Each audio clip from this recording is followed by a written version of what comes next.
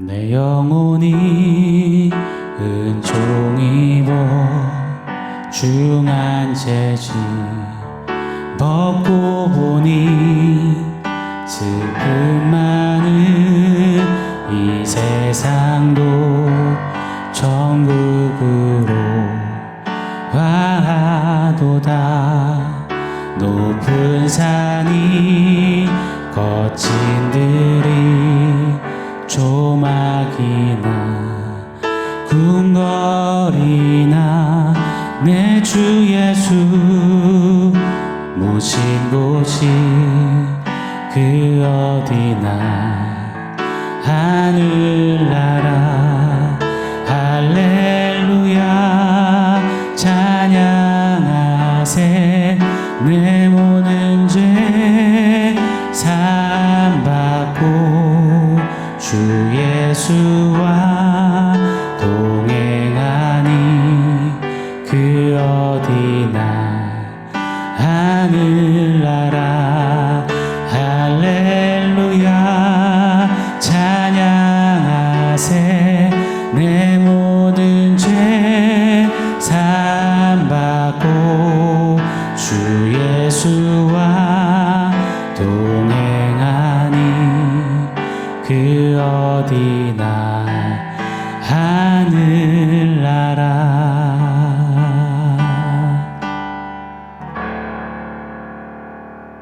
샬롬. 오늘 우리에게 주신 하나님 말씀은 요한복음 10장 22절로 24절 상반절입니다. 우리 같이 한 목소리로 읽겠습니다. 예루살렘의 수전절이 이르니 때는 겨울이라. 예수께서 성전한 솔로몬 행각에서 거니시니 유대인들이 애워싸고 이르되 아멘. 목자와 양의 비유로 당신의 사랑을 전하신 우리 예수님이십니다. 그게 말이 돼? 할 수밖에 없는 그런 은혜와 사랑을 온팡 쏟으셨습니다. 당신의 미련 양탱이들에게 파고 드시고는 자신의 목숨을 기꺼이 주실 만큼 그렇게 사랑하셨습니다. 저와 여러분은 고로 정말 복받은 양들입니다. 가장 부유한 하늘 축복을 받은 행복한 사람들입니다. 믿으십니까? 아멘이시죠? 자, 목자와 양 그 비유를 하시고는 어느덧 시간이 꽤나 흘렀습니다. 그리고 오늘 본문 22절이죠. 예루살렘의 수전절이 이르니 때는 겨울이라. 요한복음은 정말 독특합니다. 성경은 겨울을 거의 언급하지 않아요. 겨울이라는 표현 자체가 정말 손에 꼽힙니다. 그런데 오늘 사도 요한은 겨울이라고 대문짝만하게 기록하고 있는 겁니다. 굳이 겨울을 언급함은 왜일까요?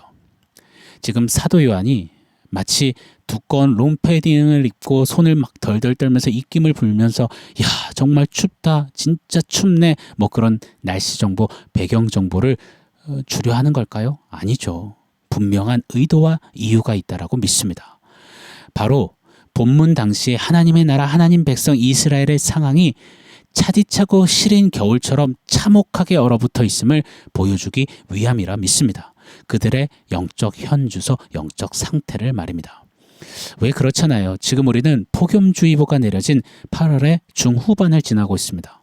살짝 걷기만 해도 이마에서 땀이 주르르 흐릅니다. 숨이 턱턱 막혀요. 진짜 덥다 더워를 연신 외치게끔 합니다. 그런데요, 이 무더운 8월에 같은 하늘 아래서 추운 겨울을 사는 사람들이 있습니다. 가령 이 코로나 이후에 계속 회복되지 않는 경기로 인해서 오늘도 손님 숫자를 손가락 몇 개로 다 세아릴 수 있을 만큼 장사가 안 되는 식당 사장님, 경비 아끼느라 에어컨 트는 것도 고민하는 누구보다 더울 텐데 추운 한파를 사는 겁니다.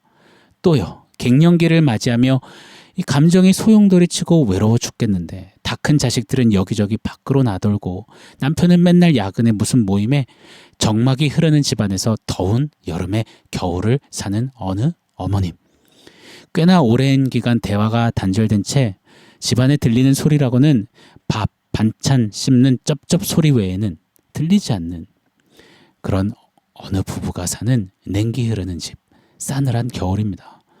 오랜 병고를 치르고 있는 어머니로 인해서 남편과 중학생 딸이 숨죽여 속삭이듯 대화하는 어느 집. 물론 가족이 함께 있으니 좋죠. 그렇지만 집에만 들어서려면 한계가 느껴지는 겁니다. 겨울을 사는 거죠. 마음이 추워 여름에 맞이하는 겨울 이야기들이 우리네 삶에 참으로 많습니다. 이처럼 겨울은 중의적인 의미를 갖고 있어요. 날씨가 정말 춥다. 그 의미와 함께 해결되지 않는 상황과 문제 앞에서 마음이 너무 시리다, 아프다, 춥다. 이것이 바로 겨울이 담고 있는 의미입니다. 다시 말해 겨울은 어쩌면 슬픔, 외로움, 절망, 아픔, 신음, 답이 없음 등을 말해주는 기가 막힌 단어가 아닌가 싶습니다. 저는 오늘 22절 사도 요한이 언급한 겨울이 단순히 날씨가 춥다라는 소리로 전혀 들리지 않습니다. 메시아 그리스도 예수님, 우리의 선한 목자가 여기 계신데 왜 이 시대는, 왜 하나님을 안다 하는 자들은, 왜 하나님의 사랑받은 백성들은, 자녀들은 왜 영혼의 목자가 계심에도, 선한 목자가 계심에도 목자 없는 양같이 이리도 매서운 한파 시린 겨울을 사는가? 이런 사도 요한의 안타까움과 괴로움, 차디찬 탄식이 마구 들려오는 것만 같습니다. 자, 또요. 오늘 본문 22절을 보면 이 겨울의 때가 수전절이라고 소개하십니다. 수전절이라는 절기, 이 절기도 성경 전체에서 여기 요한복음에 딱 한 번 언급됩니다. 수전절이 뭘까요? 잠깐 소개해 드릴게요. 유대인들이 지금까지도 지키는 절기예요. 물론 구약의 율법이 명하신 그런 절기는 아닙니다. 자, 수전절은 고칠 숫자에 집전자, 성전할 때의 전자가 사용됐습니다. 즉 성전을 고친 절기라는 뜻이에요. 유대인들은 이 수전절을 하누카라고 부릅니다. 하누카는 빛의 축제라는 뜻이에요. 지금까지도 유대인들의 진짜 큰 절기 중에 하나입니다. 이 수전절을 이해하기 위해서 잠시 과거 이스라엘 역사 사건을 한번 살펴볼 필요가 있다 생각이 됩니다. 주전 200년경에 유대 땅은 헬라 제국의 지배를 받았습니다. 당시 셀류크스 왕조의 안티오쿠스 4세 에피파네스가 폭정으로 유대 땅을 다스렸습니다. 에피파네스는 신의 현년이라는 뜻이에요. 자신을 신이라 여긴 에피파네스는 유대인들을 못 살게 했습니다. 학살했습니다. 또 당시의 헬라는 세계화를 꿈꿨거든요. 그래서 에피파네스는 유대 땅에 더 이상 유대교식의 제사를 드리지 못하게 하고자 했습니다. 대신 헬라식 종교를 갖게 했죠. 이를 위해서 유대인들이 생명처럼 여기는 그들의 상징이자 제사의 심장인 성전을 더럽힌 겁니다. 유대인이 가장 극혐하는 돼지들을 성전 안에 몰아넣고 돼지 피를 성전 곳곳에 뿌리며 바르며 돼지 고기를 먹었습니다. 돼지 피로 제사 드리겠습니다. 이에 유대인들은 참을 수가 없었어요. 이것은 가장 큰 모욕이자 자신들의 뿌리가 송두리째 뽑히는 것 같았거든요. 치욕이었거든요. 그래서 당시 마카비라는 사람을 중심으로 반란을 일으킵니다. 산속으로 들어가 게릴라전을 펼쳤어요. 이를 통해서 주전 164년에 성전을 다시 탈환하게 되었습니다. 그리고는 하스몬 왕조를 세우게 됐어요. 헬라 왕조를 이 유대 땅에서 몰아내고 이 유대 왕조를 세운 겁니다. 이 역사적인 승리고 엄청난 사건이었습니다. 무엇보다 수치를 당하고 또 헐거워진 그런 성전을 다시 보수하고 고치는 그들에게는 가장 소중한 일을 이룬 날인 겁니다. 그래서 성전을 보수하고 고치다 해서 수전절로 지키는 겁니다. 이때부터 유대인들은 8일 동안 이 수전절 하누카를 지냈고, 하누카 빛의 축제라는 명칭답게 초막절 때처럼 성전불을 환히 밝히고 손에 종려나무를 들고 시편 113편에서 118편까지를 노래했습니다. 여러분 보세요. 빛의 축제입니다. 하누카예요. 성전이 회복되었다면 시편을 노래하며 하나님의 이름을 찬양하는 정말 밝고 환한 수전절 축제입니다. 잔치입니다. 그런데 사도 요한은 당시의 상황을 시린 겨울이라고 기록하고 소개하는 겁니다. 아니요, 폭로하는 겁니다. 너무 역설적이지 않나요? 겉은 빛이 환한데 속은 해를 잃은 채 매서운 칼바람이 부는 겨울밤 같다는 거예요. 겉은 성전에 찬양 소리 가득하고 사람들의 기쁜 소리가 넘쳐나는 듯한데 깊숙이 들여다보면 찬 바람 소리만 쌩쌩 들리는 적막한 겨울이라는 것입니다. 여러분, 수전절 축제 정말로 유대인들이 사랑하고 감격해하는 절기입니다. 모두가 덩실덩실 춤추며 건배했겠죠. 그런데 23절입니다. 예수께서 성전한 솔로몬 행각에 거니시니, 그 왁자지껄 축제 속에서 예수님은 홀로 성전 동편에 위치한 솔로몬 행각을 거니시는 겁니다. 당시 사람들이 성경에 대해서 주로 토론하던 장소가 솔로몬 행각이었어요. 여러분, 뭔가 불협화음 같지 않습니까? 예수님, 그분은 세상의 빛이세요. 요한복음 8장 12절. 예수께서 또 말씀하여 이르시되 나는 세상의 빛이니. 예수님이 세상의 빛이신데요. 정작 예수님은 홀로 계시고 사람들은 빛이신 예수님을 무시한 채 빛의 축제를 벌이고 있습니다. 이거 역설 아닙니까? 너무나 큰 이 불협화음 아니겠습니까? 아니요, 심지어는 24절에 보니 예수님을 잡아 죽이고자 올무를 놓고자 예수님 주위를 삥 둘러싸는 겁니다. 마치 왕따 학생을 둘러싼 일진 학생들의 학폭 현장처럼 말입니다. 우리 예수님은 또 성전 자체시잖아요. 요한복음 2장 19절 이하. 예수께서 대답하여 이르시되 너희가 이 성전을 헐라 내가 사흘 동안에 일으키리라. 예수는 성전된 자기 육체를 가리켜 말씀하신 것이라. 예수님이 이 성전 자체이신데 사람들은 진짜 성전 예수는 죽여 무너뜨리고자 하면서 눈앞에 건물 성전이 회복됐다며 성전이 있어 다 됐다 행복하다며 축제를 벌이고 있는 겁니다. 여러분, 진짜 불협화음이에요. 그렇잖아요. 예수님 빠진 축제, 예수님을 잃어버린 절기, 예수님 없는 믿음길 신앙길은 제 아무리 겉이 화려하고 웃음소리 간증거리 가득할지는 몰라도 결론은요, 시린 겨울인 겁니다. 저는 분명히 깨닫습니다. 우리의 신앙생활은 화려한 축제길, 레드카펫, 꽃길이 아니라 예수님과 함께 걷는 솔로몬 행각길이 되어야 한다고 말입니다. 예수님 빠진 우리들만의 축제, 우리들만의 리그는 절대 아니 되는 겁니다. 그건 차디찬 겨울이 결론일 뿐입니다. 제 아무리 신앙의 표면을, 겉모양을 덥고 푸르른 여름 같아 보이게끔 인간의 주작으로 연출할 수 있을지 몰라도 주님은 정확히 보세요. 22절처럼 그건 차디찬 시린 겨울이다. 그리 결론으로 기록하신다 믿습니다.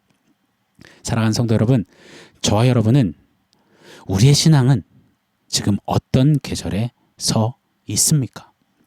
우리 교회의 이 신앙길은 지금 어떤 계절을 통과하고 있습니까? 오늘 사도 요한이 우리의 신앙생활을 보면 무엇라고 기록할까요? 푸르른 그리스도의 계절이라고요? 아니면 시린 겨울, 참혹한 겨울이라고 기록하고 있지는 않을까요? 사랑하는 여러분, 예수님 빠진 축제하는 그런 교회 되지 않기를 원합니다. 예수님 잃어버린 1년 연례 행사에 바쁜 그런 교회가 아니기를 원합니다. 예수님 없는 주일, 예수님 없는 그런 예배로 우리 예배 좋죠 하는 자화자찬하는 그런 교회 되지 않기를 원합니다. 예수님 없는 하루 24시간, 예수님 빠뜨린 일주일, 예수님 잃어버리고 놓아버린 채 바삐 종교 생활하는 1년 12달을 보내는 그런 성도가 아니기를, 교회가 아니기를 예수 이름으로 축원합니다. 자, 오늘 말씀 종합해서 원포인트 세워보겠습니다. 오늘 원포인트는 신앙의 봄날입니다. 좀 소원을 담아서 신앙의 봄날 이렇게 지어봤습니다. 오늘 본문이 언급하는 시린 겨울, 우리의 신앙이 이 겨울이 아니기를 원합니다. 예수님만 홀로 솔로몬 행각에 계시고 예수님 없이 방방 뛰놀고 빛 축제하고 축복을 빌어주고 만사형통입니다, 평안입니다 외쳐대며 숫자 수와 건물 크기 부흥을 노래하는 온통 다 나나나 내 성공 아니 만족 유의 내 거, 내 자식, 내 집 그것만 외치는 예수님 없는 시린 겨울 신앙이 아니기를 바랍니다. 높은 산일지라도 거친 들일지라도 초막일지라도 궁궐일지라도 그 어디나 선한 목자 예수님을 따라서 주님과 함께 거니는 그 솔로몬 행각길이 되기를 바랍니다. 주 예수와 동행하니 그 어디나 하늘나라를 경험하고 체험하는 우리 신앙길이기를 원합니다. 어떤 자리, 어떤 계절, 어떤 시간도 함께 하시는 예수님으로 인해서 신앙의 봄날로 누리는, 신앙의 노랗고 초록초록하며 하늘하늘한 그런 신앙의 봄날을 경험하고 만끽하고 누리는 우리 모두가 되기를 간절히 소원합니다. 시린 겨울 신앙에서 신앙의 봄날로 더욱 서는 저와 여러분이 되기를 예수 이름으로 축원합니다. 아멘. 사랑하는 성도 여러분, 오늘 말씀과 원포인트 기억하면서 우리 함께 기도하겠습니다. 예수님 빠진 신앙의 시린 겨울이 아니라 예수님과 함께 거니는 솔로몬 행각길, 그 신앙의 봄날을 날마다 살아내기를 원합니다. 우리 그렇게 결단하며 기도하겠습니다.